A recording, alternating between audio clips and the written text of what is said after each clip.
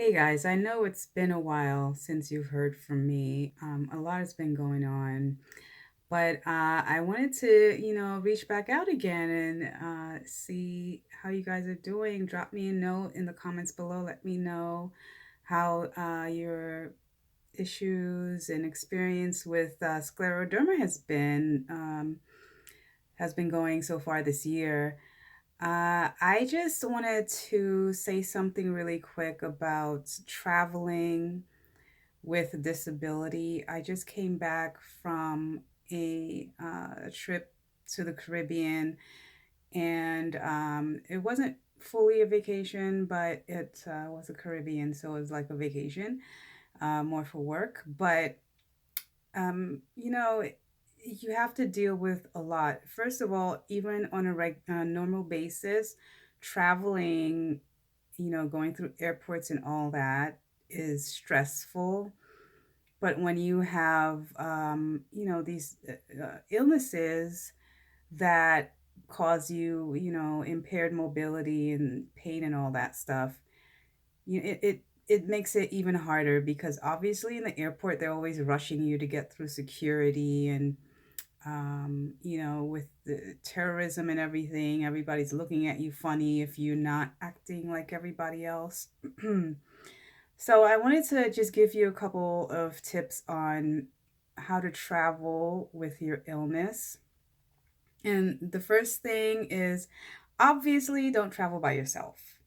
I did this when I started to, well, it had been a while that I had been feeling better, and I thought, I'll just go to Jamaica, take a little trip to Jamaica, and it was very difficult. So I would say don't travel by yourself before you're really ready.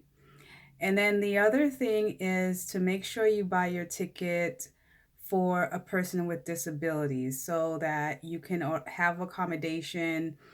You get the wheelchair, get the priority seating so you don't have to rush with everybody else. Definitely make sure to not forget to let the airline know that you are impaired and you will need a wheelchair. And then they get you that cart. It's kind of embarrassing because when it's going through the airport, it makes all this noise and everybody looks back and it's beeping like crazy and all that. But you need it. You need to make sure that you move as little as possible.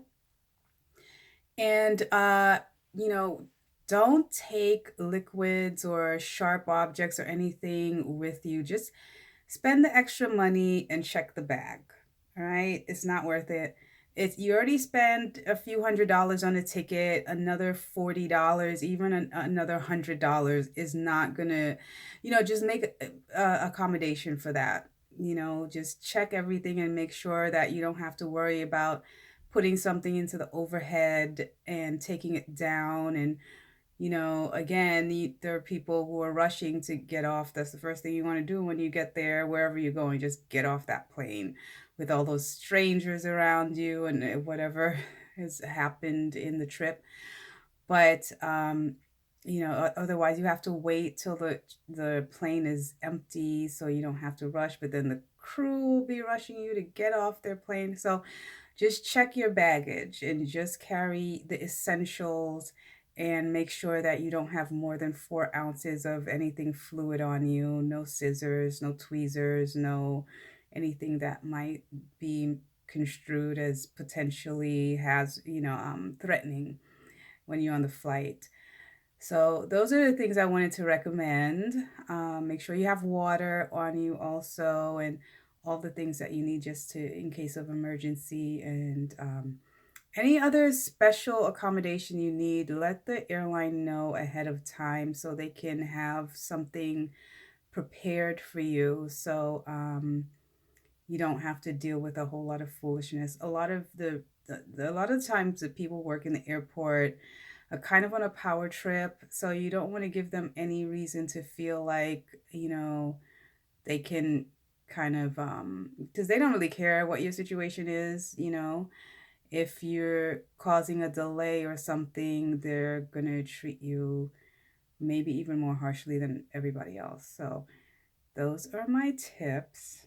Be prepared and don't count pennies. Just make sure that you're taken care of and make the situation as stress free as possible. So, yeah, that's it. And I hope all is well. Again, if you haven't subscribed, please do so. And let me know if you have any questions about, treatment or anything else, coping with this disease. And, I've been there, I've come through it. I still have the pulmonary stuff to deal with and my skin, but otherwise, I'm pretty much back to normal. So I can, I'm here to help you if you have anything that you want to talk about. Okay. All right. Talk to you later. Bye.